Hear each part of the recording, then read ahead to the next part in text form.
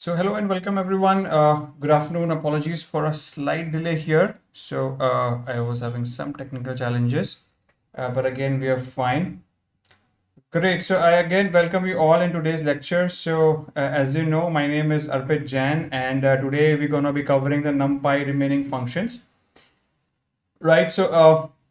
I had a feedback that people wanted me to cover the NumPy functions, which we did last time also. So I'm going to take a quick recap of the NumPy functions, what we have covered so far. I'll just skim through that, and in fact, the indexing part again. And then we're going to cover the other left out functions in NumPy. So we're going to be finishing NumPy today. So that's the objective. Great. Anybody has any questions from anywhere, whatever we've discussed so far, please put up in the chat. So I'm trying to monitor it the best I can. But again, if I do miss out on the questions, do feel free to ping me separately as well, so we can take that. Great. So I believe, hope you guys are doing well and you guys have started joining in. Right. Let's quickly start things today. So as you know, so we are into our lesson 49 for the NumPy functions. So we're going to be covering the NumPy functions today, and we are into a Python advanced coding section. Just a quick introduction about myself. As you know, my name is Arpit Jain, and I'm a senior data scientist myself. I have 8+ years of industry experience in various domains. So if anybody has any questions regarding domains, the data science part, do let me know your questions. We can take that. Also, I'm a motivational speaker as well. I take the career mentorships. I talk to students regarding their career. I take industry sessions. So anything regarding your career, any blockers, anything whichever you feel that you're stuck in, do feel free to let me know that, so we can take it accordingly. So you can put up your questions in the chat. We can take it likewise. Cool. And the subjects as part of our discussion, so we'll be doing Python, PySpark, and SQL. So we have started with Python. That's almost a month and a half today, and we are in the lesson 49 today. And all the playlists you can see for the previous videos on the CodeBeyond channel under my name, Arpit Jain, so you'll be able to find that. Also, we have started SQL last weekend, so we have covered some good things in SQL. So that's already started. So both of the Python and SQL, they're running parallelly. If you have any questions, so we can take it accordingly for them. PySpark, it's a plan. And also we are in discussion about Tableau to introduce. I'll take it accordingly. But right now PySpark is in picture. So we're going to be introducing that once we are done with either of these. Also you have a code right in front of you guys, so which is Python 10. So with this Python 10 code, you can actually get your free Relevel sample test paper, right? So Python 10 is going to be your code. Okay, and this code is gonna be giving you the free Relevel sample test paper. Okay, so Relevel, so it's a test hiring platform. So I'm gonna be running through for you that. But again, you can use this code Python 10 to get the sample free Relevel test paper. Cool. Coming back to this, what exactly the Relevel is, right? And what are we talking about here? So trying from a quick promotion, guys. Please bear with me for this. So as you know, Relevel is actually a tech hiring platform, and the reason behind launching a Relevel platform by Unacademy is many times candidates do miss out on the great opportunities due to multiple reasons, and they could be don't have the better degree, maybe not from the tier A universities, or they don't have the right networking, so they don't know the right people, maybe from the good companies or maybe the recruiters, or potential reason to miss out for them for the good opportunities. Also, the resumes to which the jobs to which you're applying to does not really stand out. So there are 100 other applicants at least for those, right? So your resume is not standing out from the other applicants. And also there are scenes like you're applying for multiple jobs, 50, 60, maybe 100, 200 odd jobs, still you're not getting the call. Very practical situation. But again, this is one of the problems where people are missing out on the great opportunities, and that's where Relevel has been introduced, guys. So Relevel is actually the platform, the tech hiring platform, which has been introduced by Unacademy, is helping the job seekers to get their dream jobs. Okay. The main reason, the reason why people are actually looking for this is it's a platform where it's not dependent on your degree or any of your networking. It's purely dependent on your skills. So if you're skilled enough, you'll be getting the job, right? So it's basically a platform where an assessment will be taken. An assessment is going to be for, I think, 1,000 marks. And the best you can score out of this, it's going to be getting. So that's the qualifying criteria for you to get the job, right? So, and the best thing is like you can actually rely purely on your skills and nothing beyond that. So once you have the qualifying score, the companies will reach out to you and you don't have to go here and there for your job, right? There are certain other benefits also involved in participating in this Relevel testing platform. I'll just brief out those.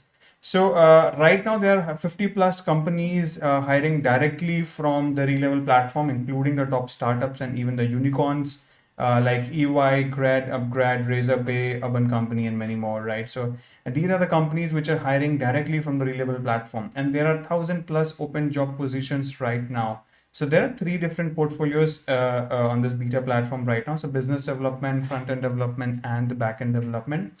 And each of these portfolios have their individual open positions. So based on your interest, you can actually look for the kind of role which you want to get into. So you can actually look forward to your open position and you can apply for the jobs, right?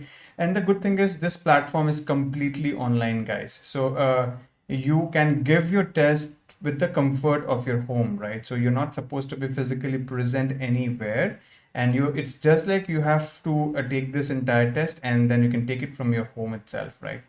And also the good thing is this test is for completely free, right? So there is no cost involved in this whatsoever.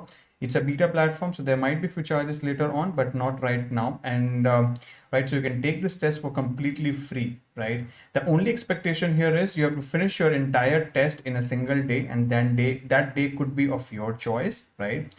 Right, and the Relevel score. So basically, your assessment score will be released within a week's time, right? And that's it. So you have to just rely on your testing score. That's it. Nothing beyond that. Great. So once you have the Relevel score with you, it's once you have the qualifying score, and the right now qualifying score is 70%, which is 700 out of 1,000. So 70% is a qualifying criteria. So you have to get a bare minimum of the 700 marks out of 1,000 to get your Relevel profile. Okay, and that's what you are expecting, and definitely higher the better. Right, and once you have the Relevel profile, that means you have the qualifying score. So then that means that you're going to create your profile, and which is definitely going to stand out from the crowd, right? And something which is standing out. So you're in a unique position basically, which will be making your profile to stand out from the crowd. And once things that stand out always get noticed by the companies, right? And there are certain other goodies also involved. So like there are some prizes involved in this. So if you are one of the top scorers for a particular category in a month, you'll be awarded with some exciting goodies like a MacBook, iPhone, and many more, right? So with Relevel, guys, you're in a unique position to invite interest from the companies instead of you hunting for your own opportunities, right? So it's more of like the vice versa of a situation, right? So generally you run around behind the recruiters to get you the confirmation call and all that. But here it's gonna be the vice versa. So you are basically inviting the interest from the companies instead of hunting for your own opportunities, right? So it's like the vice versa of things. So it's just like you have to give the test, and once you have the Relevel score with you, you have to just sit back and relax. The companies will reach out. Great. And the registration on the Relevel platform is also quite easy, guys. You can get your dream job in 15 days of time. So you can actually just register yourself for this particular platform. And then the next thing what you have to do is you have to select the test of your choice. As I was saying, there are three different platforms right now. So there are business development, front-end development, and the back-end development. Multiple roles available. In the business development, we have relationship manager, sales associate, customer engagement associate. Front-end, we have Angular, web developer, back-end, software engineer, data engineer. So many more such roles, right? So depending on your area of interest, you can choose the respective test. So whatever role you want to get into. And once you have done that, the next thing it will ask for you to choose the slot, right? So slot as in where you're gonna put up your test. So and the slots are limited, so I would suggest you to book it fast, right? So and then once you've selected the date, the test date of your choice, that's it. So you have to then fill in your details for your admit card. So basically, you can fill up your name, full name, email ID, birth name, and the state. And along with that, you can also use the referral code. So referral code you can use here Python 10, right? So if you're going to use the referral code Python 10, you'll be getting a sample free bonus relevel test, right? So before even attempting the actual test, you can get a sample test paper. So that's definitely going to be beneficial for you. So you can just remember this code Python 10, guys. So you can use it to get your sample free test paper. Right, so and then once you have registered, right, so that's how it's going to be looking like. So you have your practice session opened here. So you have your sample test paper opened, right? So once you have used the right code for you guys, so you'll be having a section of the sample test paper. So you can actually, work on the sample test paper before even attempting the actual mock test. So, and then that's it. So once you're done with that, just wait for your D-Day. So, mock test, you can whatever the date you have chosen, so you have to be physically present, mentally present for that day and give your best, right? So that's what, guys. So why are you waiting for? So it's really an amazing opportunity. So I would suggest you to use this platform to the best you can. So this is the website. So the website name is mentioned in the description of the video as well. So you can use this. So again, it's completely free. So no cost involved. So there's no harm in trying it. And definitely, whatever you feel like. So if you feel that you're getting benefited, you can use it for later purpose also. But again, since there's no cost involved, so there's no harm in trying for at least once. We have an official Telegram channel as well, guys. So again, the link is in there, the video description. So you can join this Telegram channel. So that's again gonna be your one place stop for all of your queries. So you can join this channel. And once you have done that, so you'll be getting all the live updates for their upcoming lectures and schedules, and you can just work on that accordingly. Thank you so much, guys. So with this, I would say that the last thing which I can request is do not forget to like and share and subscribe the application, the channel which we have. And if you feel that you're getting benefited, do feel free to motivate us as well. So that's the bare minimum which we can ask from you guys. Right, so with this, we are into our content, right? So, and the content is purely towards NumPy. So our objective today is to finish the NumPy to the best we can. So that's what we're planning to do. But again, let's see how it shapes up. So we'll try to finish it the best we can. Cool, guys. So any questions, anything which you want to talk about, do feel free to let me know your questions so we can take that. Cool. So I hope you guys are doing well, and we are into our lecture today. So we are into our NumPy descriptions. So anybody has any questions regarding to whatever functions we have covered, so do feel free to let me know. Again, as I said, so we got a feedback that people want to repeat this NumPy functions, whatever we have discussed so far. So we're going to be doing that. So we're going to be covering the functions again quickly, and the indexing part, because indexing of my NumPy arrays is tricky. So we're going to be doing that again. So, but again, I'll be taking a lot of questions. So if you have anything, you can put up in the chat and we can talk. Okay. Cool, guys. So as you know, NumPy basically is again, I would say another functionality, another library available within my Python, right? So, so Python data science actually gives you a lot of flexibility towards your computation part. So in general functionalities, we generally work towards my other data types, but in NumPy, we have the objective here to use it through our arrays. So all the functionalities, all the functions where we are working basically is going to be on array manipulations. So in NumPy, we are doing all the computations related to my arrays, right? And we have been discussing about my array initializations and how we're going to be doing that, and the number of data types which is actually available in the NumPy arrays. We saw a lot of different memory objectives, or all objects also present. So we're going to be using it depending on our usage. And then we jump towards our array attributes, nothing but our individual functions available within our NumPy package, right? So a NumPy array has a lot of individual functions, functionalities available, and these are actually being used, day-to-day computational purpose, right? So just we're going to be doing that quickly. Again, if anybody has any questions, do let me know that. Cool. So we'll set down few of the good attributes. Again, when I'm saying that good, it does not mean that that's the list is that's it. There is nothing beyond that. It's not like that. So I've tried to list down the most frequently, or I would say the important ones. I mean, again, the importance can vary from use case to use case, but again, I've tried to add to the best of my knowledge, right? So again, there is no hard and fast rule here that we have to only follow this. But again, I'll try to describe whatever we have done. So, and that's most of the important parts here. Right, so we've been discussing about few of these attributes: shape, reshape, NDim, item size, empty zeros, ones, as array, from iter, arrange, LineSpace, log space, right? So let's take it one by one, right? Cool. So as you know, shape is basically defining the shape of my arrays, the dimensions of my array, right? So for example, like in the basic data frames, you remember, so we had in the shape function, we were getting a tuple output where the first the member of the tuple was a row and the second was a column. Take it as it is, okay? So just for the understanding purpose, remember it like it's for the similar thing, okay? So that's what we're doing here. So if we do a shape, right? So shape basically is going to be giving you the shape of my rows and columns. Rows as in, again, because again, we're going to be doing a 2D array or a 1D array depending on the usage. So based on that 2D array, I mean ND array, whatever we're giving, so we're going to be getting the shape of that particular array as a tuple. So here you can see this. So let's dump this for first. And can you say this? I've created a new array and it is a 2D array. So I have initialized a 2-dimensional array here. And the 2D array, the first element is 1, 2, 3, and the second is 4, 5, 6, right? And I'm not defining any order. So by default, it has taken this order. It has stacked it in front of my rows. So I'm just using it as that particular format.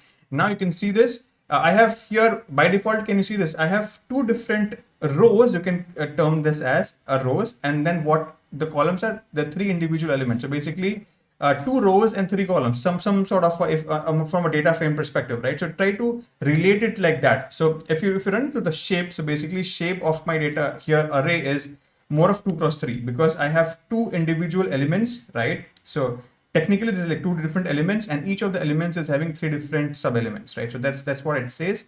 But even you can just try to understand it from a shape or a row or columns perspective also, that's totally fine. And this understanding of my shape is also very much important, guys. So because we can use it in the multiple ways also. Like for example, you can see this in this particular example, right? So right now, what I have done is, so I have the same array, right? So you can see this. So I have my shape here. So I've used the initialization of my array. So which I have 2 elements, 1, 2, 3, and 4, 5, 6, right? And now what we are doing is we are trying to reshape it. So basically I'm saying that instead of taking the default shape, which is 2 cross 3, which is like 2 elements, 2 elements and 3 sub elements of my elements. So instead of doing that, let's reshape it to 1 cross 6. So what I'm saying is now realign this whole complete array, the ND array element, into a shape of 1 cross 6. So what I mean here is that there will be one single element part of my array, my ND array. And this single element array should be having what? How many sub elements? 6 elements. So that's what I'm saying. Okay. So now shape can also be used to actually reshape your data, right? So you are by default saying that instead of taking the default shape values, use the shape function to redefine my arrays, right? So we can do that also. If you do it, can you see this? So now this entire array has been realigned into my one element, which is 1, 2, 3, 4, 5, 6. And now this single element has how many sub elements? 6, right? And still it's a 2D array only, right? So still it's a 2D array, okay? But the shape is now is a single, 2D array has a single element which has 6 sub elements. So you're redefining the orientation of my arrays. So that is again possible through shape, right? And understanding of my shape is again very important, guys. So if you have any questions, do let me know that, right? So shape is again one of the very basic functionalities, very important functionalities. If you understand that, that's very good. And other we have is reshape, right? So like the way we have shape, we have a separate functionality also called as reshape, which is actually doing the same work, okay? So, so whatever we are doing here on top is to realigning my data. So what we are doing here. So we are doing a.shape is equal to 1,6, right? So basically we are saying that now a.shape is this, nothing beyond that. So not the default one. So instead of doing that, we can also use reshape as a function. So reshape as a function exactly does the same thing. Okay, so if you're gonna run it like this, you'll still get the same result what we have, here. So they both are just synonyms function for each other. Cool. So now we have NDim. Okay, so NDim basically is again a good function which is available within my array attributes. So this NDim basically number of dimensions, n dimensions or number of dimensions. Okay, so basically now we have to understand what is the dimension of my ND array. So there could be 2 dimension, 3 dimension, 1 dimension array, right? So like the way I was talking about here, can you see this? So I have what? It's a 2D array, right? So you can by default say that's a 2D array, right? So I have 2 enclosed brackets here. So now in this, can you see this? So now here, what I'm creating is I'm just defining and using an arrange function to just reiterate or just arrange the list of values like just like a range. Okay.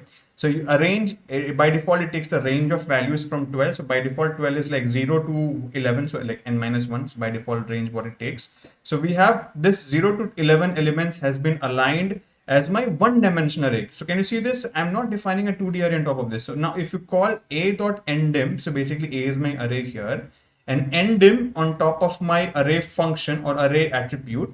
So that's gonna be giving me a dimension of my array. So that is my 1 dimension data. So that's what I'm getting here as 1, right? So can you see this? So if I'm gonna run the same thing, you're gonna get as 1. Great. So now look at this, guys. Now, can you look at this? So what I'm doing is I have this 12, again the same data, but now I'm reshaping it to 2 cross 2 cross 3. Okay. So what I'm doing is now I'm redefining this structure into 2 cross 2 cross 3. So basically I'm saying that, so what I'm gonna be having, so I'm gonna be having 3 dimension data, that is by default. That's what I'm trying to say here. And the second dimension gonna have 2 elements, and the third dimension, basically my sub elements gonna be having 3 sub elements of each. Right, so that's what I'm saying. So basically internally, can you see this? So I have what? So I have this. So at the outer bracket, so can you see this? Inside my outer brackets, I have 2 inner brackets. This is my second, and this is my the first. This is my first and the second. So basically, first dimension is giving me this. So 2 different elements, right? So 2 different elements. That's what 2 here. And then again 2. Basically inside this also I have 2 sub elements. Can you see this? Now inside this I have 2 these sub elements. So that is defined here, right? And now inside this particular third element, the third dimension, I have 3 elements each. So that's what I'm saying. That's what it is, 3, right? So I have this 3. So this is what it is doing here. So I'm reshaping my data into 3 different dimensions, right? So now if I call my dimension here, if I call like say b.ndim, so ideally it should return what? 3, because I am redefining, reshaping or reorienting my array A to a 3 dimension of my data, right? So that is by default, you can understand this. So that's what ndim does. So it's gonna return you the dimension of my attributes, the dimension of my array, depending on the ND array platform, right? So whatever the dimension is, it's going to be returning that. So in this case, I'm going to reshaping it. So if I would have used this, so what if, so print, so I'm going to be printing, so b.ndim, or if I also do print a.ndim. So what do you think, guys? So if I'm going to do print of a of ndim, it is still going to be giving me 1, right? Because ideally a is still an arrange or a linear, I would say, arrangement of my 12 individual values, right? So that's what I'm doing. So still A is my 1 dimension array, but I'm redefining B to a reshape function and reorienting it to 3 dimensional array, right? So I can still do that, still possible. Cool. No questions here, guys. I'm just running it a bit fast because we have already done that. But again, since people have wanted to know this, so I'm reiterating this again. But again, it's a good function, so always good to know that. And maybe you can just let me know if you have any other questions. Cool. So next in our list is item size, guys. Okay. So item size, basically it returns the length of each element of an array in bytes. So basically it's going to be returning the the output in terms of the memory allocation, in terms of bytes, what that element is going to be taking into my memory, right? So can you see this? So I have, what I've done is I have just created a new individual array elements with this 5 values. So 1, 2, 3, 4, 5. Can you see this? And now what I'm doing is I'm defining a data type of np.int8. So basically I'm saying that each of these individual elements is of int8 data type. Okay, so this is my smallest integer data type possible, right? So Now, if you're going to do the item size of this, so basically what it's going to do is it's going to return the bytes element what this particular array has taken in my memory. So if I do that, it'll take 1 because this np.intIt, the smallest data type of my arrays, is going to be taking 1 byte of memory in my in RAM basically. So that's what the output is here, right? And likewise, if you're going to change it to float, so for example, the higher data type, so it's going to be taking definitely more number of bytes. So if you're going to do that, you can be getting 4. So basically, float 32 is going to take 4 bytes of your information in your RAM, right? So that's what item size again is important. But again, guys, I told you, right? So we have in NumPy, we have lot of data types available. So all for each of my individual bytes, so we have a memory allocated. So for example, we have what? So we have 8. So NumPy int 8, int 16, int 32, int 64, even int for the float respectively we have, right? So depending on the usage and each of these characteristics, I'll just tell you that. So you can see this here. So I have what? So I have int 8, 16, 32, 64, and there are certain ranges of values. Can you see this? So if you know that your the element, so whatever you're going to be assigning this particular data type to, is going to be varying in a particular range. So if you know that the values is not going to exceed minus 128 on the left side and plus 127 on the right side, so you can use the int 8 value. But if you feel that your input value can exceed these numbers, you have to choose your data type accordingly, and whatever data type you're going to choose, that's how your bytes allocation will be done based on your data type choosings, right? So you can see this. The float also has 16, 32, 64. Likewise, it depends what exactly you are looking for from your data, right? So that's where the memory allocation and the faster execution comes picture, because if you're going to allocate more memory to your input, right? So that's where the problem is going to happen. So that's where you have to align. That's where you have to give more resources for the computation purpose as well. So that's where this becomes really good. So you have to understand the importance of this, and that's what you can get it through item size. So the I would say the kind of bytes it has utilized internally. Cool. So empty, zeros, and one. So these three attributes are more of a similar functions. Okay. So what it does is they all take these three individual, I would say, the arguments, right? So it takes three arguments: shape, d type, and order. Okay. So what it does is empty, zeros, and ones. So they're gonna initialize your arrays based on what you're doing. So if you're gonna be using numpy.empty, so basically it will be initiating an empty array for you, right, based on the shape which you have given. So for example, suppose if you have given the shape of say 1 cross 2 or 3 cross 2, whatever, right? So depending on that shape, so you remember, right? So we did a shape function. The shape basically is giving me by default, just take it on a very crude language, number of rows and columns, right? Just remember like that, okay? Or maybe in that, if you understand the dimension space, so accordingly, if you can, whatever way you understand it. So basically, we're giving the shape of my data here. So that's what the shape of my array is, right? That's what I expect from the output array. The data type of it, again, data type again has multiple data types. You can use int, 8, float, complex, or whatever you want. Even the unsigned int is fine. And the order, right? So in which order you want the data to be. So order, again, you remember we have C and F. C is by default row major, F is a Fortran data type, column major, right? So I've already told you this. Again, if you have any questions, do feel free to put me in the chat box. I can see that. But again, so numpy.empty gonna be initializing an empty data frame based on the shape what we give and the data type what we have provided. So can you see this now? Always remember this, guys. So empty by default, it returns some value, but it's a garbage value. Okay, so you can override this anytime. Okay, so it's a garbage value. It's not taking anything else. It's just a garbage value for you. So if you keep on running it a number of times, the results might change. Okay, so it's just a garbage value for you. Okay, so nothing else. So again, guys, empty is going to be initializing your the empty array for you, and empty array, it's going to be the shape whatever we are providing. And that shape, the data type, and the column major or a row major, right? So you can still use it, like say, for example, so I'm going to be doing that to say order is equal to C. Okay, so this is my row major, and then we're going to call order is equal to F. So that's going to be my column major. Okay, cool. that's about my empty function. Zeros, you can see this zeros again, it's going to be initializing the arrays with a values of 0. Okay, so that's the expectation from it. And the ones, again, a similar thing, is going to initialize the arrays whatever shape we are giving on the arrays of ones. Okay, so that's what the numpy of zeros and numpys of 1 does. Again, guys, you can ask me that why we have these different functions available. So it's purely depending on the usage and your, I mean, the kind of application you have in your data, right? So every function has its own application, its own usage. So you cannot just compare one function with another.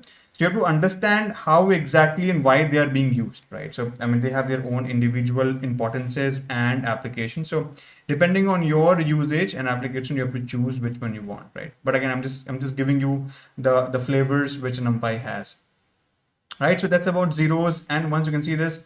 So I'm gonna run through, say, 2 by 2. So 2 by 2 ka main bana raha hu. So 2 by 2, I have this particular arrays and I have this ones. So similarly, I have zeros here, right? So all the things are initiated in terms of zeros. Similarly, मैं जो copy करके एक बार ones भी दिखा देता हूँ आपको.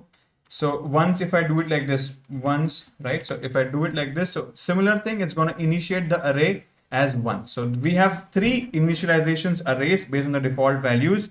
Those are zeros, empties, zeros, and ones. Okay, so empty means empty array. It's going to return some garbage value.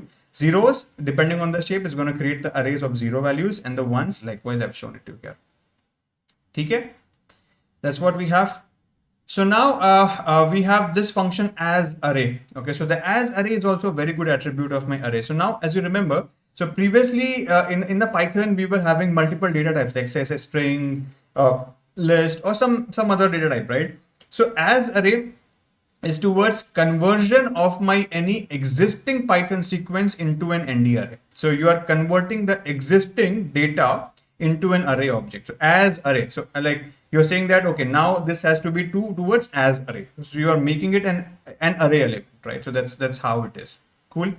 So can you see this in here? I have a list of element 1, 2, 3. So instead of saying np.array then x, I can also use as array. So basically now I'm saying that use this list of element, so basically a sequence of my element as array object, basically an ND array object, right? So if you're going to simply do that, so I'm going to be converting this list into an array, right? So if you check the data type of A, it's going to be giving you an array object, right? So that's what it does. So as array, basically, guys, I'm going to be converting this into a array object. Similarly here, I have what, the list of lists, right? So it's a 2D, I mean, 2-dimensional array kind of a thing you can see here, right?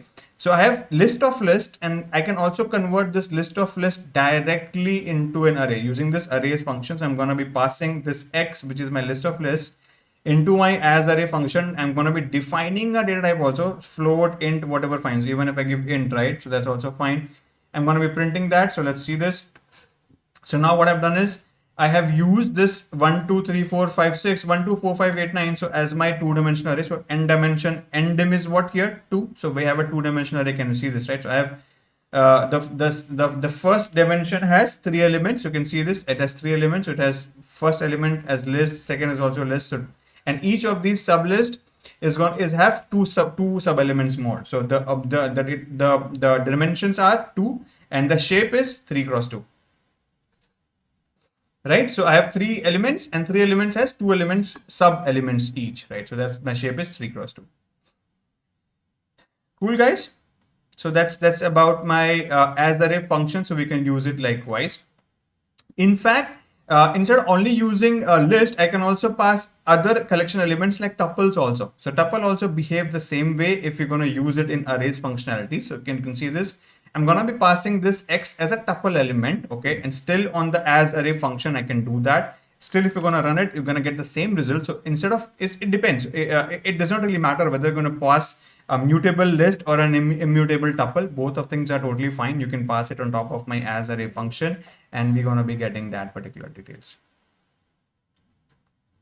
Okay? Cool है, कोई issue नहीं है. Okay, so now interesting thing here. So can you see this? So now I have a list which has a list of tuples, right? And now list of tuples has two different elements, you know, and I would say the shape of these sub elements are different. So the first element has 3 sub elements, right? and the second element has 2 sub-elements, right? So now if you're going to use that, let's see, that's an interesting result, guys. So, okay, now remember this. So now can you see this? I'm getting the NDim instead of 2, I'm getting NDim as 1. Okay, so that's a good thing to notice. And now I'm getting an NDim as 1. And also shape, you can see this 2 sub-elements is defined, but it is not able to identify the second sub-element because it's not identical. Okay, so now the thing is, so now you know this, right? So by default it has to be 2-dimensional array because I can see this, there are 2 dimensions. The first dimension has 3 and the 2 sub-elements, and the sub-elements definitely has 3 and 2 sub-elements. But again, so that's what, so there are 2, it's a 2D array. But the thing is, the arrays, the sub-elements of my inner array are actually not identical. So it is not able to identify the second dimension of my data. It is not able to identify that. So that is the reason why the identified dimension is only 1. And that is the reason it is giving me as NDim as 1. Very important point, guys, to notice. And also the shape, we can see this shape is also 2 because it is able to identify the 2 shape which is common, the 2 elements of my inner array. But the second sub-element, the second dimension of my array, these sub-elements, it is not able to locate because the first one has 3 and the second one has 2. There's no identical result to give output as. Cool. So that's how my basically as array function works. Okay. So again, a good function to understand how basically things are. Cool. So that's about as array, guys. Now we have from iter. So from iter क्या होता है? Iter basically again iterable object है. Iterator क्या होता है? Basically आप किसी iteration पे कर रहे हो, किसी looping में कर रहे हो. You're putting something in a loop, right? So that's what iteration is, right? So similarly in iter also from iter. So basically instead of taking a collection object through an as array function, I'm gonna be creating an array using an iterator object, right? So iterator object is totally fine. So iterator object कहाँ से बन सकता है? I can have maybe a loop kind of a thing from where it is generating some data, and that generated data on every loop has to be inserted on an array object, right? Or has to be converted into an array object, right? So that's what iter is, okay? And how it is being noted. So can you see this? So I have this functionality. It is, I think, not really given. Just give me a minute. Okay. So can you see this? So the way we're writing it, so we have this function from iter. So in this from iter, there are multiple things which we can use. So iteratable object. So whatever the iterable object we're going to be passing on the from iter object a function, and then the data type. So we can also specify the data type. Count -1 means how many number of elements you want to actually read from the iterable object. So by default it's -1, okay, and that means all. So basically, even if you won't give this argument, so it will take all the objects. And even suppose in an iterable object you want to read only the 30 elements, right? So you can specify count as 30. So that's also fine. So that also it's possible. Okay. So the same thing we're creating here. So can you see this? I'm using the function range. So range, you know, so I'm going in the range, I'm going to be using the range of values. So basically something called as 0 to 10. So range of 10 means the starting from 0. So 0 to 10 of my variables. So basically 0 till 9, that's what I'll be getting. So n-1, right? And I'm going to using the standard iter function. That's an inner function available already with us. So I'm going to be converting this range of data, the data into an iterable object, iterator object, right? So that's what I'm doing. So can you see this?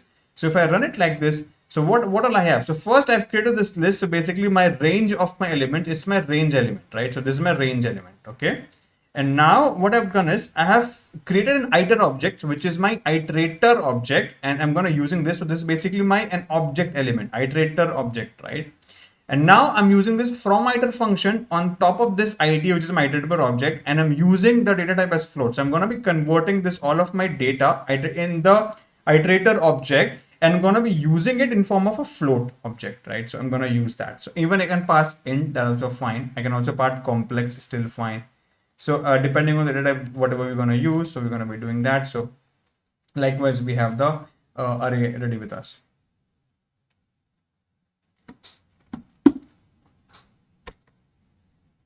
Okay, so okay, how to create Om has a question, how to create a 2D arrays and convert into 1D array. Simple, you know. So So arrays कैसे define करते हो आप? So you have this function, right? So remember, so I have this array function np dot array, है ना? Suppose आपको 2D array बनाना है. 2D array क्या होता है? So 2D array में आप elements pass कर सकते हो. So suppose I'm creating 1, 2 and I'm creating say 3, 4. ठीक है? So I have this array. So array में I have this 2D array now. So I have this element, right? So it's a 2D array. इसमें किसी को issue नहीं है. And now I'm gonna be reshaping it. So reshape कर दो इसको आप. Reshape कर दो किसमें? Reshape कर दो 1,4 कर दो. Right? So again, okay, reshaping तो में नहीं होगा. And आप इसको क्या कर सकते हो? आप इसको reshape से तो 2D array में ही होगा. आप इसको flatten कर सकते हो. Flatten भी कर सकते हो. So flatten में you're gonna convert this into a 1D array. The flatten we have not studied so far. I have a plan to use flatten today, so I'll be showing you that. So but again, guys, so do not worry, it's a good question, right? So we can use, there are multiple functions available as such, but again, we can use it like this. But again, to answer your question, we can do it like, we can use a flatten function or create, तो आपको पता ही है. So create, whatever way. So as array से भी create कर सकते हैं, from iter से भी create कर सकते हैं, arrange से भी कर सकते हैं, और simple array definition से भी कर सकते हैं, and then you can flatten it. है ना? Cool, good question. Thank you so much, Om, for asking that. Great. So now from iter के बाद हमारा आता है arrange. Arrange देखो हमने already देखा हुआ है arrange, but I will still tell you. So arrange के अंदर आपका ना 4 different arguments you can pass. Okay, so arrange basically returns an ND array object containing evenly spaced within a given range. है ना? So evenly spaced object बहुत important है इसमें. So इसमें क्या आर्ग्यूमेंट है मेरे पास? Start, stop, step and dtype. So basically आपको पता है, सो whenever you're gonna be using the arrange function, right? So you have a start and a stop criteria. So basically a point from where you're gonna be starting. So that's gonna be your start element of your array and the end element. And then based on that, whatever steps you're gonna be using. Steps as in, what all different, what is the difference between the difference in value of 2 different elements we have, right? So for example, suppose I'm gonna starting with 5 and 10. 5. So that's I'm saying that I'm gonna start from 5. I'm gonna end at 40 and I'm gonna give the step as 5. So basically, the first element will be 5, and then the step of 5. That means I'm gonna add a plus 5 to give my second element. So that's the second element gonna be my 10. So that's how I'm gonna have the evenly spaced values depending on the step whatever we are giving, right? So by default is 1. So if you want to give anything here like this, is going to give you default value as 1. So you can see this, the by default is 1 step. If you won't use anything, it'll take default value as 1, but again, you can define your step also, it's fine. You can create your one dimension or n dimensional array based on this. Cool, guys. So that's my arrange function. I have 2 more functions, again, very important ones, LineSpace or LineSpace, whatever we call them as, and then we have a LogSpace, right? So LineSpace or LogSpace. Again, the thing is, can you notice? So in the arrange function, I am actually defining a step. So basically, what is the exact number? What is the exact, difference between my 2 values, right? So that's my step size. But in LineSpace, we are actually not going to be defining a particular step size. In fact, we're going to be saying the number of elements, whatever we want between the range. So it will automatically take the step size. So suppose I want same range. So take 5 to 40. I want say 100 elements between 5 to 40. So it will by default identify the step size to accommodate those 100 values between that range. So that's what the difference of LineSpace is, right? It's almost similar. So we have the same similar arguments here. So we have start, stop, the start of the and the end of the sequence. But instead of a step, I have number here, right? So number of evenly spaced samples, whatever we want between those 2 lists, those 2 numbers, right? So that's what num is going to be giving you. Okay. And then we have endpoint. So basically endpoint, if you want to use, if you want to remove the last point. So that's what, if true, it's, my bad. Just a minute. Okay.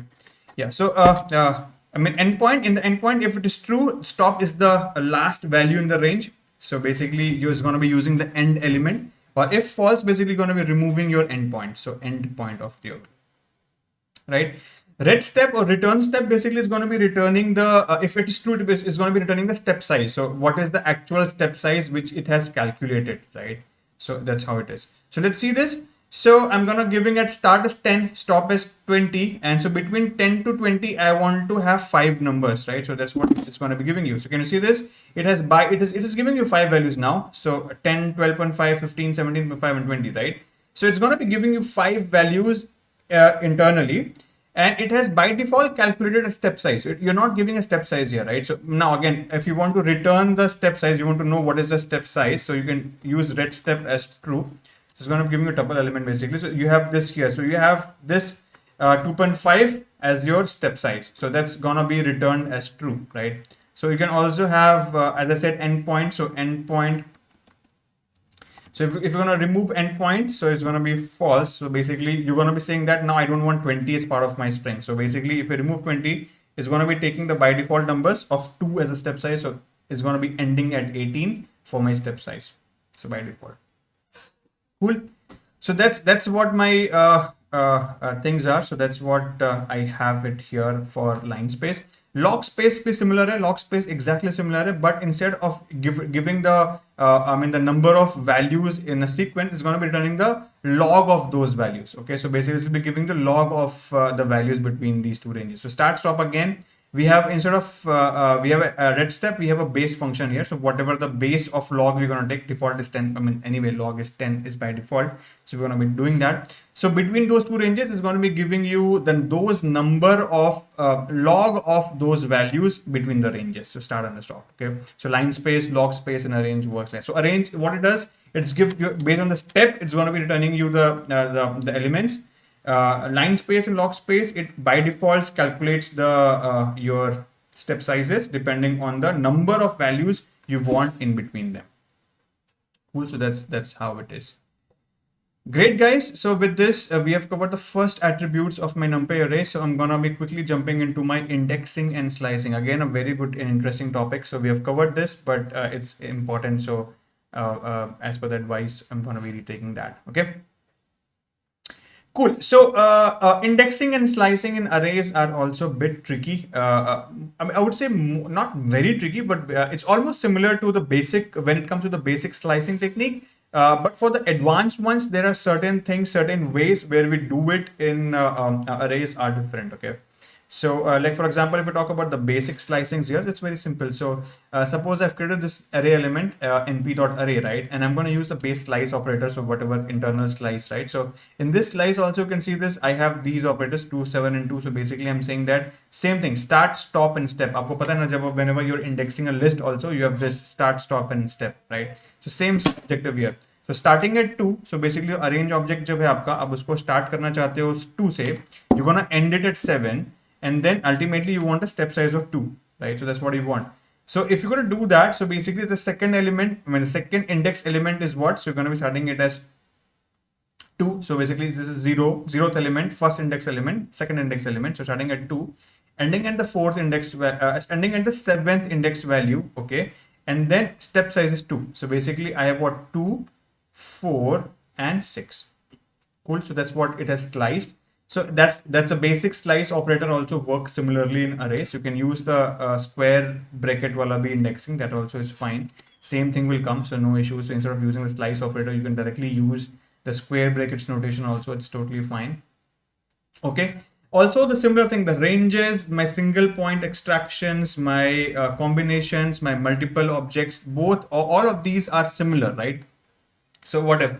So you can get a single element. So the third index element will be printed from here. The third index is like 3. So you'll be getting the value here 3. You can give the range. So starting from the second index, all the elements post that. I can get a range also. It's fine. I can give a smaller range also. It's fine. Totally fine. Now actually the problem comes when it comes towards your slicing of your arrays, slicing of your inner objects of your arrays. Like for example, suppose in this multi-dimension array, right? So basic slicing, if I do slicing of one dot, so basically it has what? So for the first dimension of my data, it's a 2D data, right? So if I just do a print here, so let me just show it to you. So it's a 2D data for you, right? So the 2D data, the first dimension data has what?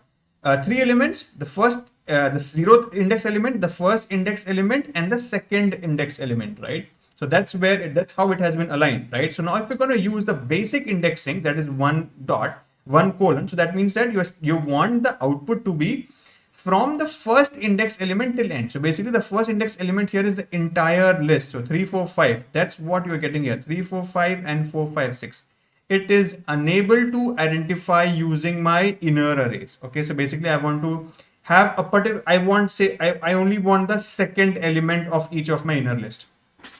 Right, so those advanced indexing, it's what we're going to be doing that in arrays. Okay, so the basic indexing is fine. Basic indexing, you can use it likewise only, but advanced indexing, we're going to do it through some other concepts. Okay, so that's where the first thing comes, using ellipses. Guys, please note this. If you have any questions, do let me know that. Okay, so do let me know what is ellipsis. If you have any questions, I'll be more than happy to answer you. Ellipsis basically कैसे notate करते हैं? It's a 3 dot notation. Okay, so can you see this? I have written 3 dots here. Likewise, I've written 3 dots here. Okay, so that's how it is donated. It is notated, right? So we have ellipses here. So ellipsis is basically 3 dots. Okay. So by default, if we used 3 dot here, 3 dot means all. Okay, so simple definition में भाषा में बताता हूं, अगर आप Ellipsis use करते हो, so this 3 dot means all. ठीक है, ऑल. सिंपल इंग्लिश में इसका नोटेशन है ऑल. अगर आपने कुछ भी नहीं किया, सिर्फ आपने बोला है ए dot dot dot, so basically आप क्या बोल रहे हो? ए का all. I want all of A. So if you do that, you know, so all of A is what? You're all the entire array. So all the 2D array elements are going to be coming here, right? So that's, I have 1, 2, 3, 3, 4, 5, 4, 5, 6. ये ना मेरे पास. I have this. Now what I want are now particular things. So now I want to access in terms of things. Okay. So generally हम कैसे notate करते हैं guys? Remember this. Data frame में भी आप कैसे करते थे? डेटा फ्रेम में वैसे करते थे ना. So A के बाद आपका पहले यहाँ पे रो होता है and then column होता है, right? So likewise, you have the way of indexing in terms of my arrays also, but थोड़ा सा application different है, but I'll be as detailed as possible. Again, if you have anybody has any questions, do feel free to know that, tell me that. Okay. So rows and columns के notation में भी हम कर सकते हैं. So अभी इस array में हमारा rows and columns क्या है? आप थोड़ा broadly सोचो इसमें. rows and columns क्या है? rows ये है, this first row, second row and third row. Okay. columns क्या है? 1, 3, 4 first column, 2, 4, 5 second column, 3, 5, 6 third column, right? So by default, I mean, visually this is what I'm able to locate from this, right? So likewise, so now suppose if I'm doing something like this, so say now I'm saying I have a comma here, look at this. So now I'm saying that I have a comma here. So in the comma I'm saying that before comma I have what? Row elements. After comma what I have? The column elements, right? So now before comma I'm saying use 3 dots. That means that it has to take care of all the rows. So what I said, ellipsis means 3 dots means all, right? So basically I'm saying here this it has to take all the rows. Okay, so basically all the rows क्या है? 1, 2, 3 भी होगा, 3, 4, 5 भी cover करना है, 4, 5, 6 भी cover करना है. Okay, all the rows. But in the columns I'm saying that you have to buddy only take the second column. Okay, अब सेकंड कॉलम क्या है? सेकंड कॉलम में देखो, ये हमारा 0th कॉलम है 1, 3, 4, फर्स्ट कॉलम है 2, 4, 5, सेकंड कॉलम है 3, 5, 6. तो इसका आउटपुट क्या होगा? What will be the output guys? Quickly, whosoever in the chat, what will be the output here guys?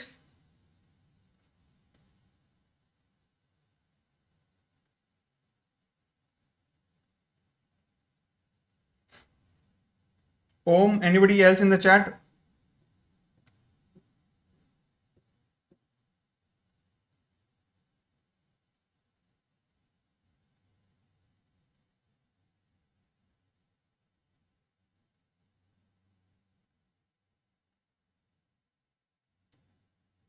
Let me show it to you. So what it means here, now what I'm saying is I want all the rows to be taken care, and from all the rows I only want the second element per row. This is what it means. So I'm saying that from the first row take the second element, which is 3, the second row take the second index element, which is 5, and the third row also take the second index element, which is 6. So the output is 3, 5, 6. You see this?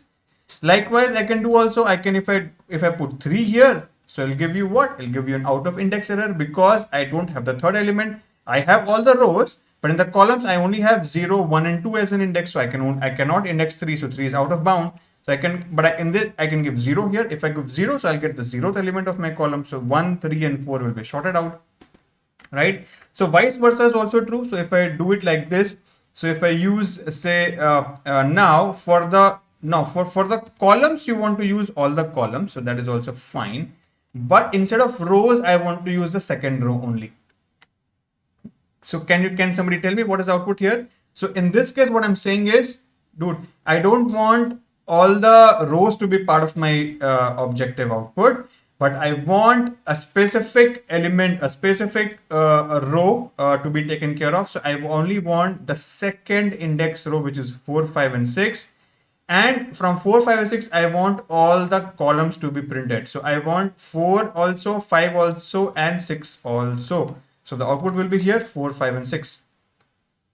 Cool. So that's how my ellipses work, guys. You can work around this. So you can give anything. So now if you won't use this, you can also use, say, 2. So if I use this, you can get the exact 2 cross 2, which is 6. So this is by default known, right? This is basic indexing. But advanced indexing, if you want all, so you can use this also. Or in fact, on top of this, you can also run some ranges. So for example, I want the ranges of, say, 0, 1. So I want all the rows between 0 and 1, and I want all the columns from them. So this is the output. So you're going to be using till 0 to 1 of my rows for all the columns. This is my output.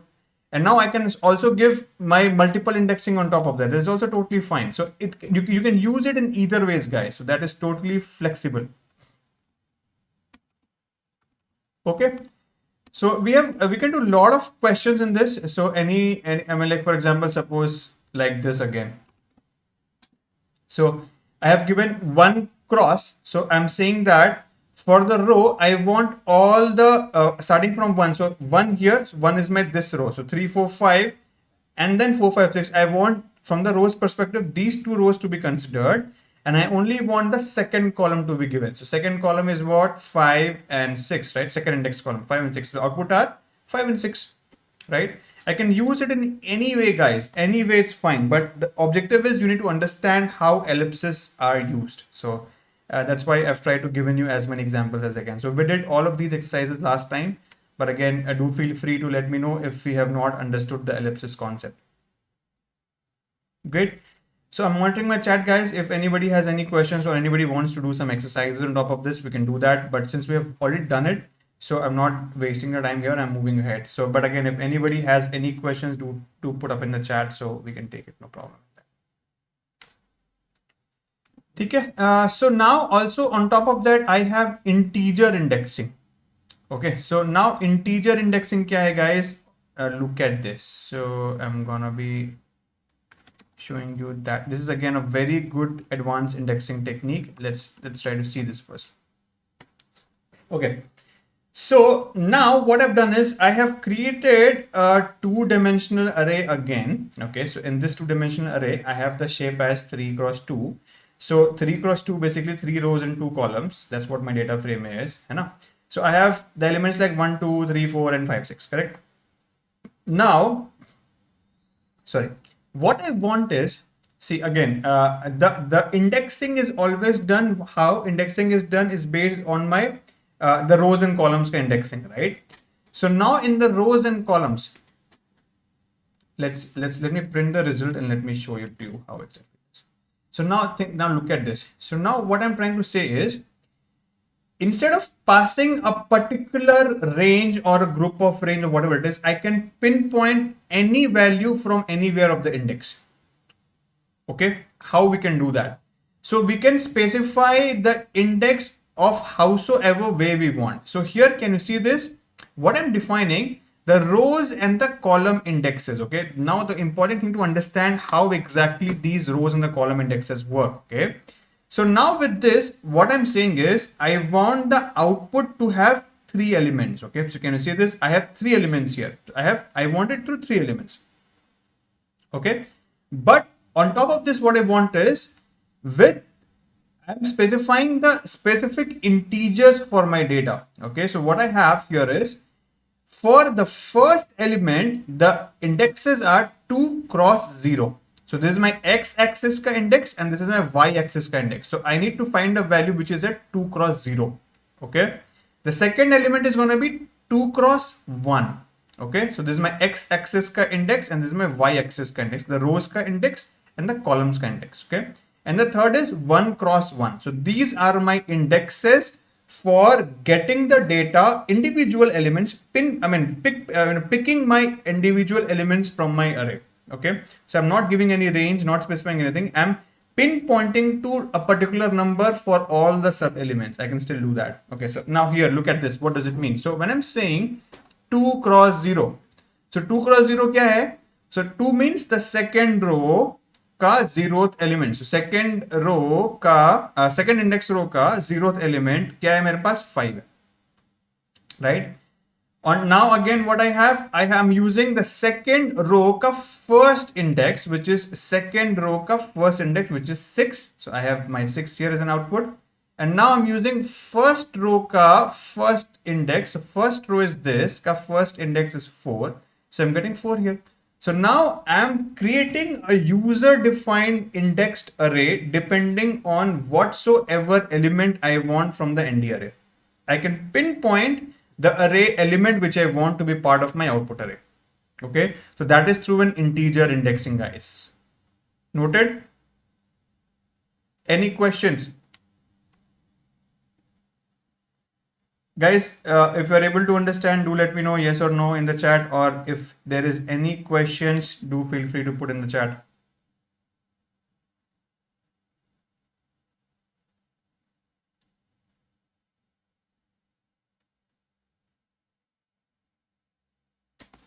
Great. I believe people are able to understand this, but again, I still encourage you to ask questions. So if you have any questions, do feel free to put up in the chat. ठीक है, चलो थोड़ा सा और complicate करते हैं इसको. Okay, now I'll print this answer and then from this answer I'll try to give it to you. So now can you see this? In this I'm creating a one-dimensional array, right? So here the output is a 1D array, so I'm creating 3 elements as my output, right? Now in the output also I can create a 2-dimensional array or an n-dimensional array, and I'm gonna specify each element of my n-dimensional array. Okay, each element that is my user defined element. Okay, so this is what I want. That is also again very advanced indexing still possible. Okay, so now look at this. So I have created a NP array which is a 2-dimensional array. So I have the elements like 0, 1, 2, 3, 4, 5, 3, 6, 7, 8. Okay, this is my element, and also okay 9, 10. I forgot this. So 9, 10, 11, 4. The shape is 4 cross 3, right? So I have this shape of my data available here. So now what I want in the output, so basically I'm creating this rows and the columns ka indexes separately. Okay, guys, look at this very, very carefully, very important. Okay, so now what I'm saying is in the output, I'm gonna have a 2D array of 2 cross 2. So basically I'm gonna have a 2D array, 2 cross 2. So 2 cross 2 output is what I'll be expecting. So that's the expectation from the output, right? And I'm going to be specifying the index of my rows and columns. And look at this, guys. So now, so what are my indexes? 0 and 0. So rows ka index is 0. So the first element is going to be 0 cross 0. So basically x is 0, row is 0 and column is 0. The second element is going to be what? 0 and 2. So this is what my second element, 0 cross 2. So this is my first data, first element, and now the second element is I'll be having 3 cross 0, so 3 row index and 0 column index, and the fourth element is going to be 3 cross 2, so 3 cross 2. That's what my elements would look like. Okay, now from this, what is my 0 cross 0? 0 cross 0 is 0, right? So I have my first element as 0. And then I have 0 cross 2. So 0 is my 0 row and 2 is what? 2 element here, second, third index. So this is my 2 here. This is my first array element, output array element. Now the second output array element is 3 cross 0 first element, sub element. So 3 cross array is 0, 1, 2, 3. So 3 is this row and the 0 is my first element. So this is my 9. So 9 I'm coming here and 3 cross 2. So 11. So this is my output array. So I can create a ND array output as well, user defined. Okay, I can pinpoint all the elements I want to be sliced, to be indexed. Still possible. Cool, guys. Any question? Do let me know that. I'm still all ears. I'm waiting for your response. Any questions, do let me know.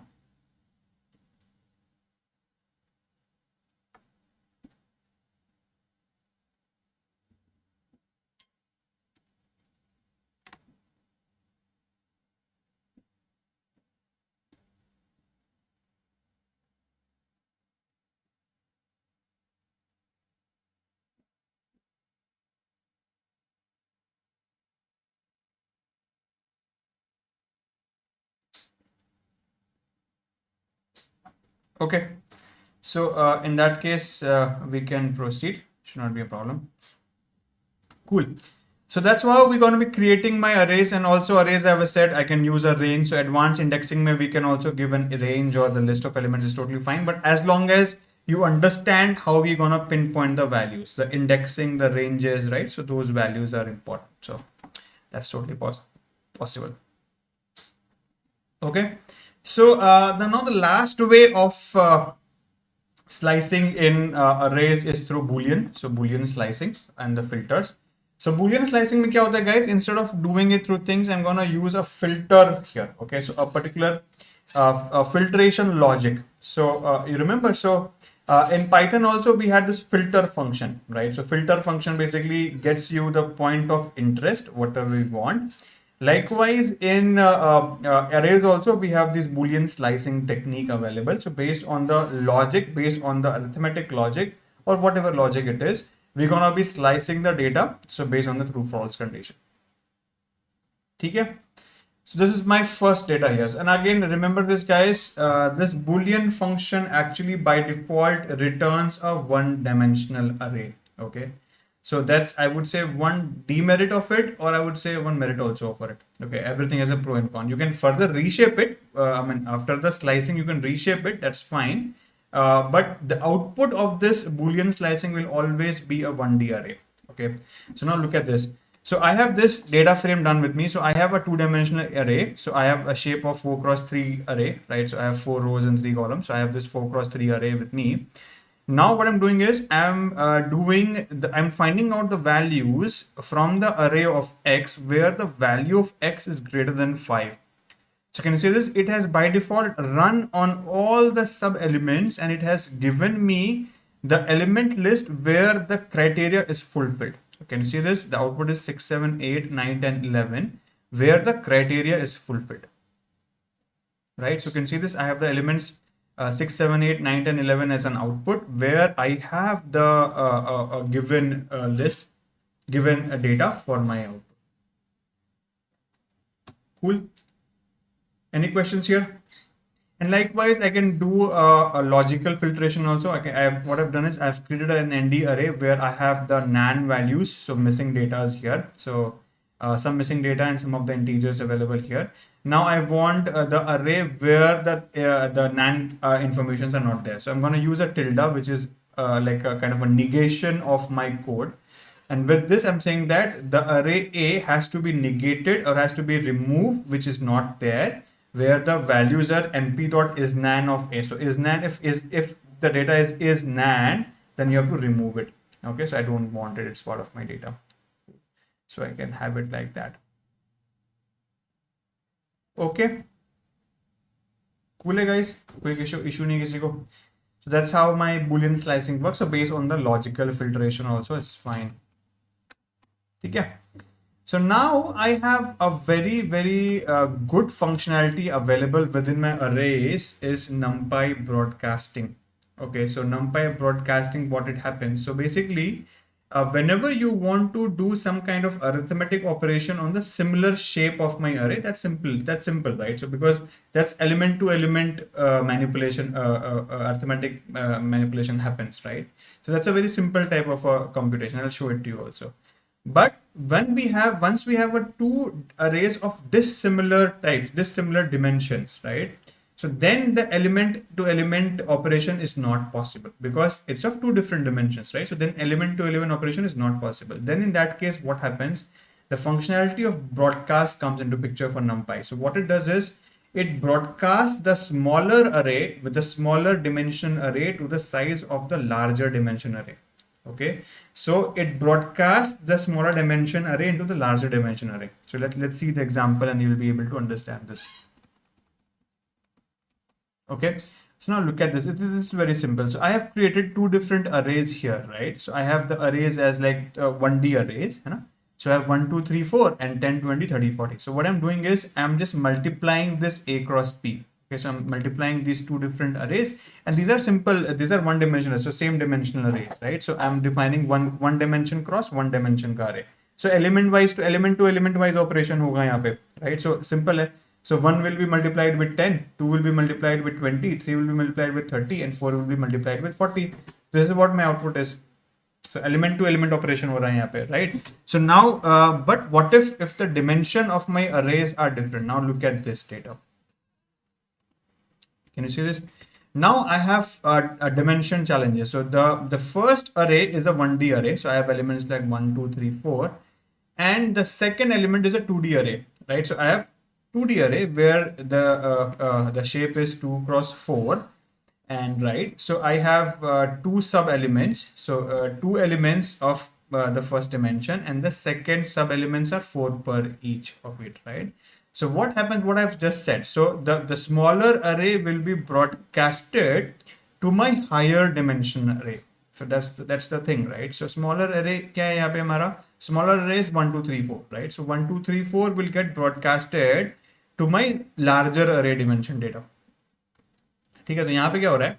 तो smaller अरे जो मेरे पास objective है, सो smaller अरे पे ये जो है individually is gonna be creating this much. ठीक है, सो पहले 1, 2, 3, 4 जो है ब्रॉडकास्ट होगा 10, 20, 30, 40 पे, and then same 1, 2, 3, 4 will get broadcasted into 100 to 400 elements as well.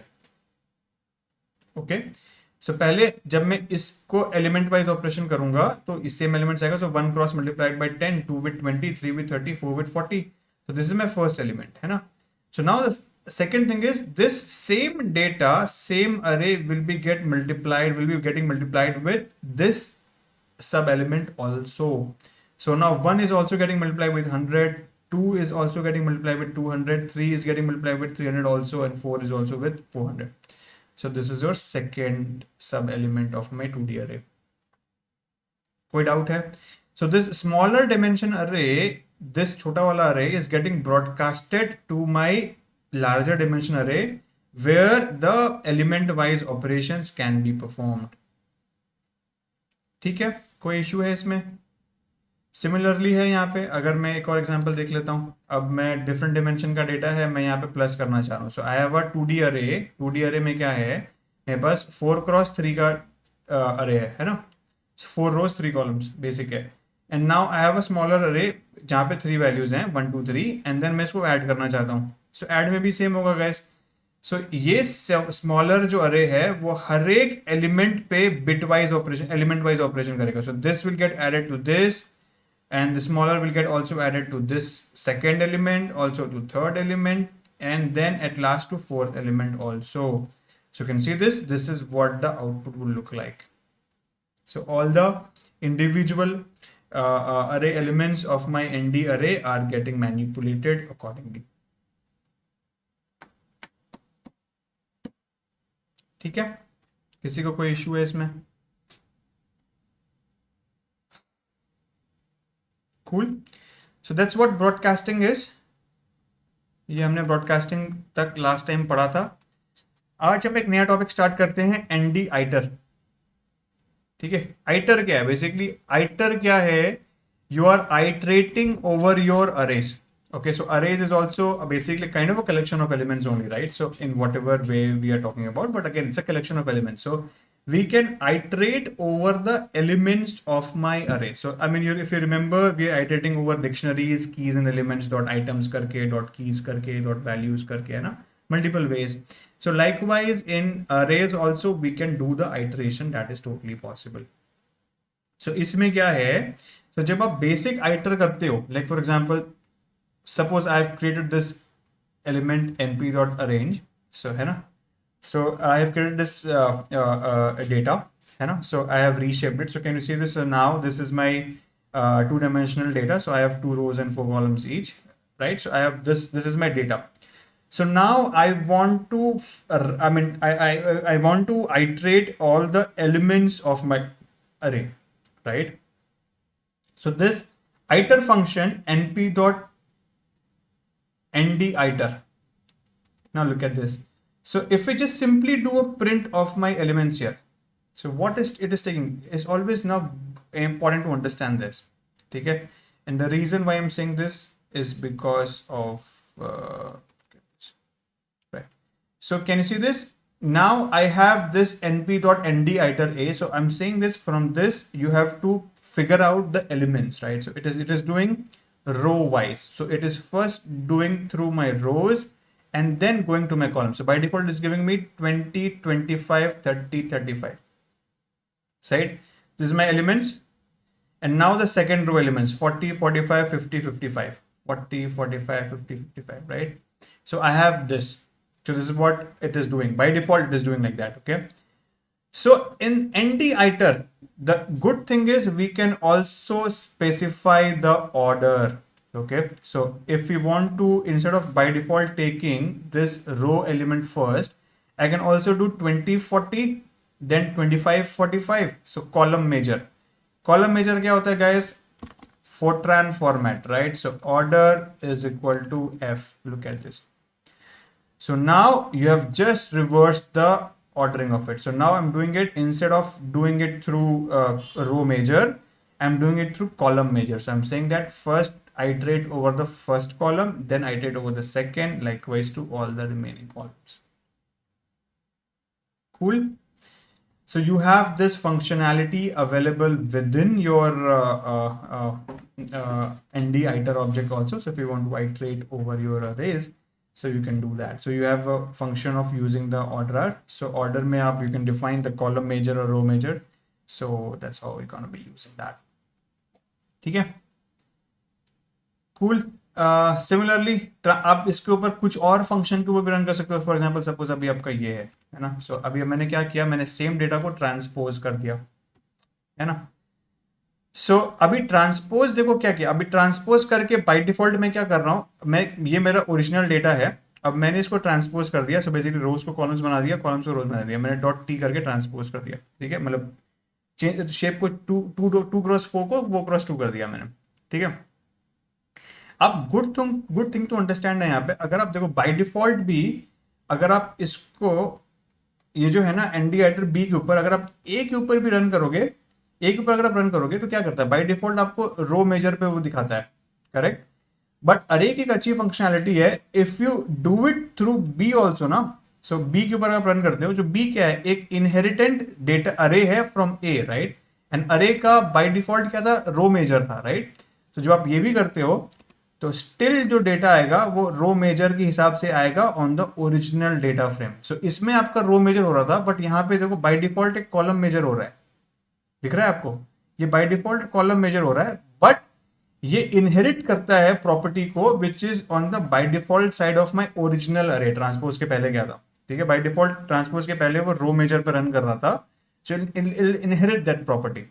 Okay, but again you can change the order again. So order, in this case, you have to give it as C because it is by default taking as a Fortran format. So in this case, you can specify 2040 like this also. Okay. So that's again one good property of my arrays. So I wanted to highlight that. एक last property है NDiter के अंदर हमारा एक optional parameter होता है OP flags, operation flags basically. ठीक है. OP flags क्या करता है, suppose you are doing something on this ND, अभी तो NDiter में क्या कर रहे हो, आप सिर्फ प्रिंट कर रहे हो ना. So you are iterating the object, you are seeing the object, you are viewing the object, right. So you are not doing anything else. So, but again, what if you want to do some action on top of this iter? So if you want to perform something, if you want to do some manipulation on the iterator object and you want to modify the existing array itself, so you can do that. So in this case क्या करते हो, NDiter जो है ना by default readable format में होता है. सो NDiter क्या करता है, वो रीड करता है फाइल को. वो रीड राइट सपोर्ट नहीं, मतलब बाय डिफॉल्ट रीड राइट नहीं होता है. बाय डिफॉल्ट रीड ऑप्शंस में, रीड ओनली ऑप्शन में वो प्रिंट करता है, right. But you can set this by default read option to read write also. ठीक है, आप कैसे कर सकते हो? So by using this arguments called OP flags, operation flags होता है. So now look at this. So what I'm doing is I've created the same data frame, same array. ठीक है, same array create किया मैंने. Now what I'm doing is I'm just multiplying each of. So can you see this? I'm using ellipsis here. Okay. So all of my array elements, I'm just multiplying it with 2. Okay. And I have set this OP flags to read write. So basically read भी करना है and at the same time उसको write भी करना है. So you are editing your array. ठीक है. Now look at this. Can you see this? Now each of my array elements A has now been multiplied with 2. Clear, guys? So OP flags, operation flags is another optional parameter, optional argument available within my NDiter. NDiter क्या करता है? NDiter is iterating over my array elements, right? So NDiter के through you can actually iterate over my array elements, and iteration के बाद you can either view this on a read only mode or you can also edit it using the read write mode. So that's also fine. So you are doing that. ठीक है, चलो एक last example देख लेते हैं before we wind up for the day. So look at this, a good example. Yes. So I have created a new data frame also again for you. Now look at this. So अभी मेरे पास क्या है? So I have this two-dimensional array. So I mean two data frame, two arrays. Sorry, A and B. So A is a 2D array for me. So I have a shape of 2x4, and B is a 1D array. इसमें 1, 2, 3, 4 है. ठीक है. अब मैं क्या कर रहा हूँ? Look at this. So and now here I am iterating over both of my arrays. Okay, so what I'm doing is for x or y in NDiter of A and B. So I'm iterating over both of my elements A and B. And कैसे iterate कर रहा हूँ वो देखो. So now what I want is I just want each of my elements to be printed separated by a colon. Now look at this. अभी मैं end हटा देता हूँ पहले, so आपको ज़्यादा clear होगा.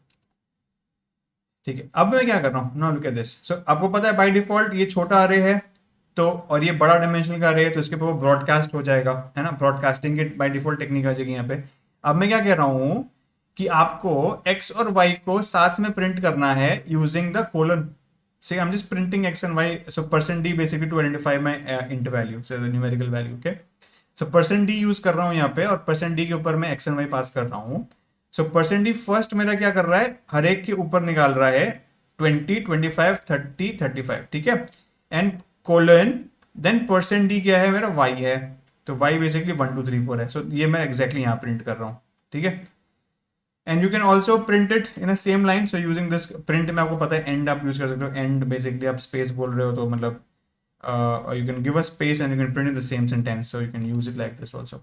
So now you have this entire thing with you in the same line. So you can iterate over your elements. You can iterate over your elements to view this, or maybe to edit it, or even to update your existing array with an updated element. Okay, so you can still possible using the operation flags, OP flags, and the value should be read right there in that case. Cool hai? कोई issue guys? I think it's a long session today and we covered some good pointers, but again if anybody has any more questions, do let me know that. We can take it, or else I think we are good to close for today.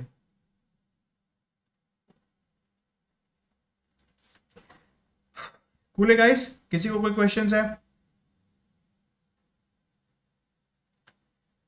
Anybody in the chat, if people has any question, people have any question in anything, so we can take it.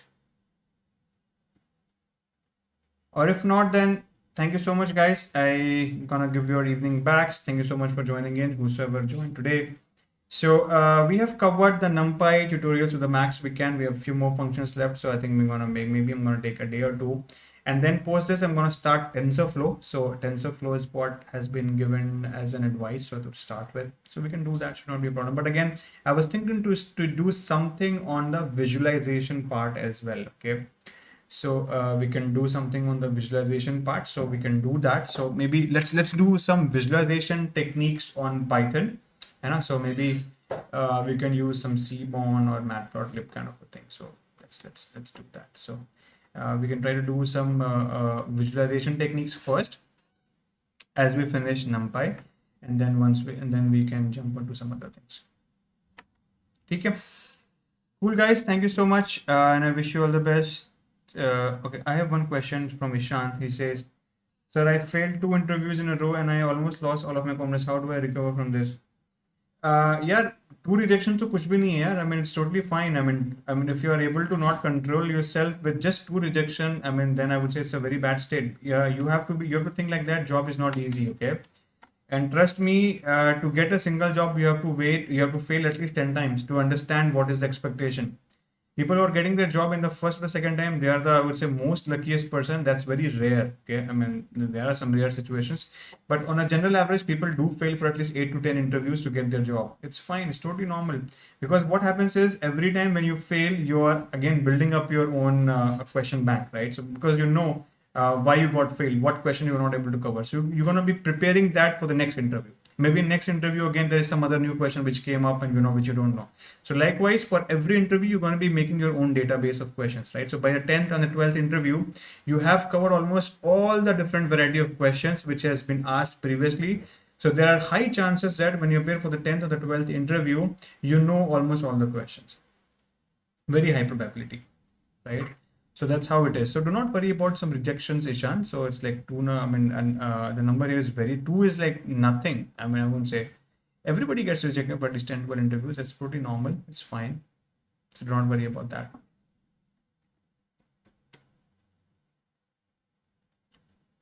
Great, but a good question. Thank you for asking that, Ishant. Anybody has any other questions before we wrap up?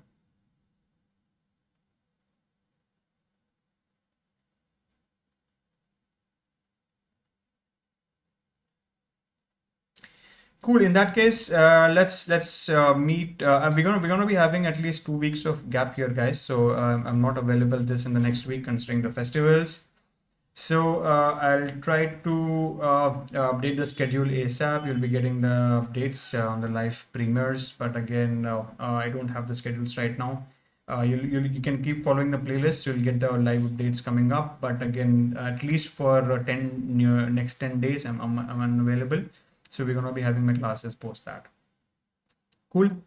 Thank you so much, guys. Thank you, Shant. Have a good day, and I wish everybody a pleasant, happy holidays, and stay safe and enjoy a lot with your family. Thank you so much.